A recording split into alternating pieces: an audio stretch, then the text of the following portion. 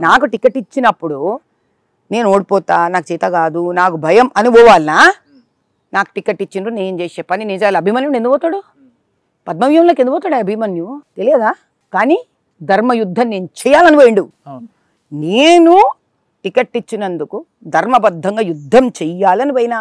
ఆయనకెంత అన్యాయం జరిగిందో నాకంత ఏం జరిగింది. అయితే అభిమన్యు నాతో బతికిలేడు, నేను బతుకున్నా, నేను మళ్ళీ పోతా. అంటే బీజేపీ పద్మవ్యూహం లాంటిది అంటారా? పోతే మళ్ళీ రాలేమో అన్నట్టు ఏమన్నా ఆలోచనలు? ఉపేందర్, నా భాష అర్థమైతే లేదా లేకపోతే నేను తప్పు మాట్లాడుతున్నానా? పద్మవ్యూహం బీజేపీ ఎందుకు వేసింది? పద్మవ్యూహం ఆడ కాంగ్రెస్ ఎంఐఎం కలిసి చేసిన ఎలక్షన్స్. నేను ఏం చెప్తున్నా, నువ్వేం అర్థం చేసుకుంటున్నావు? పద్మవ్యూహం ఏమైనా పాండవులు చేసిండ్రా అభిమన్యుకి? కౌరవులు చేసిండ్రా?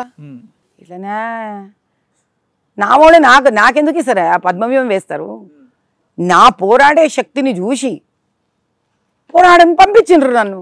ఎందుకు ఎవరు ఒక్కళ్ళు అక్కడ పోరాడాలి, అక్కడ జరుగుతున్న అన్యాయాలను బయట పెట్టాలి, అక్కడ జరుగుతున్న హిందువులకి ముస్లిం బీద వాళ్ళకి పసమందలకు జరుగుతున్న అన్యాయం బయటకు రావాలి.